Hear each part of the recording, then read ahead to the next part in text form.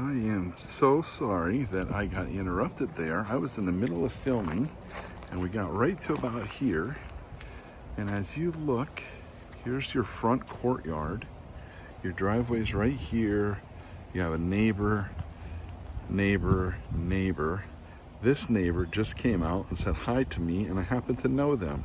He's a retired police officer that a real estate agent. His name is Joseph, and I used to coach his son Cody in baseball. So Cody had come out to walk the dog, and I haven't seen them in about 6 or 7 months. And so I just spent a couple minutes in their house saying hi to them. His wife, Paula, is the president of the Homeowners Association. So very, very wonderful people. And Joseph said that this place is empty almost year round.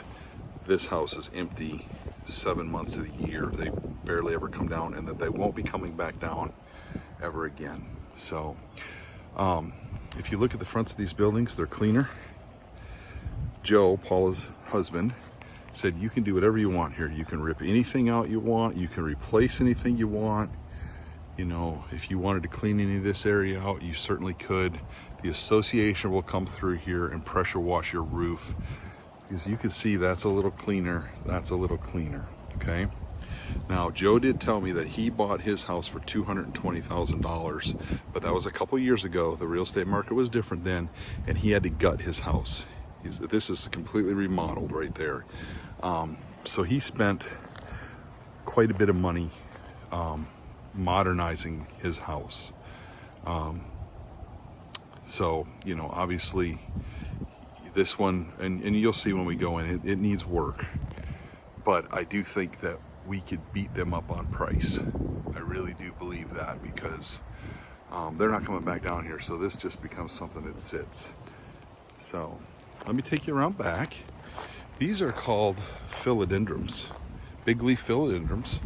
Up north, those are sometimes houseplants, much smaller up north, but left alone out here, they grow very, very tall.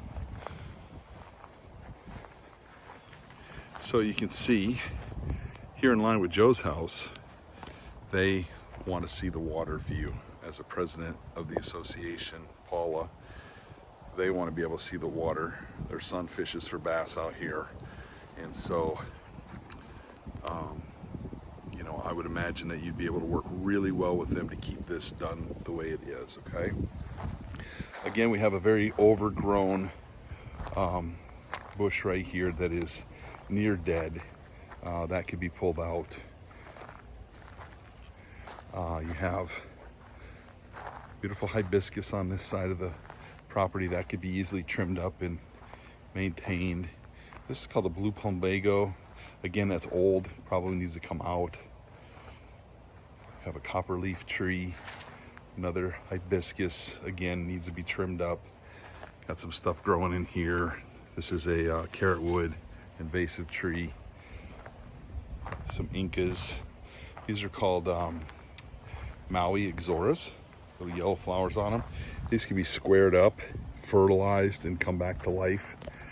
Here you have another big, big pine in the backyard. Cabbage palm, that's a Florida native. And then your lake view. You know, it's a beautiful lake view. What a difference, right? What a difference. You know, I know these people did the best they can. I was talking with Joe, the guy that came out and said hi to me. If you look down here, these seem a little more manicured. They're not. They mow right to the edge, the association does. But it looks like maybe somebody did some weed whacking on a regular basis around here, whereas this grew up. Joe said that that's a combination of blood, sweat, and tears from people that live along the water that will come out here and tinker and keep these nice. So, you know, they've got the basis of this done. But, you know, you could probably see yourself coming out here with a saw, like an electric sawzall or something like that. And just a little bit at a time, just kind of plunking some of this stuff away, you know, that kind of thing. Having, you know, another call to the association, a little bit here, a little bit there. But if you kept at this on a regular basis, you could have it look more like that and more like that. I know this as a past landscaper. So beautiful lake. little boy next door, well, he's not a little boy, he's 6'2" and 14 years old, but he bass fishes around this lake. So that's kind of neat. Okay. I'll take you around the garage.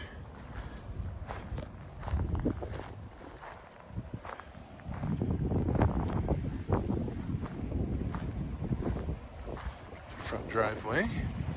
So our garage. This will be your driveway out to the main road. It took me about, I'd say 8 minutes to get to I-75 from right here in Nokomis. You got some saw palmettos. These are Florida natives. It's kind of neat. There's a ligustrum tree in there that could be very easily cleaned up. And then your driveway, your neighbor's driveway. So you kind of have to share who's doing their backup out of the driveway. Okay, I'm going to turn this off and open up the front door, and then I will make a second video. Okay, here you've got your palmetto, you've got your ligustrum. That's a shrub version. Here's your tree version of ligustrum, and this is called the schiffelera. And again, that can be pruned way down. Here's your air conditioner. It's very quiet, running new. A lot of this is just cleanup and some blood, sweat, and tears here. Everything looks so far in good shape. You're gonna have cast iron pipes on a house this old. I know that for certain. And I can tell you with pretty much clarity that these cast iron pipes at this house have been, what do they call that? Cased.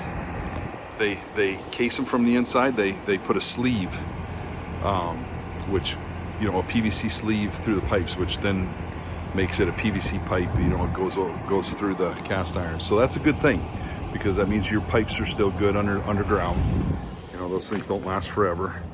So these have been sleeved, which is a good thing. Okay.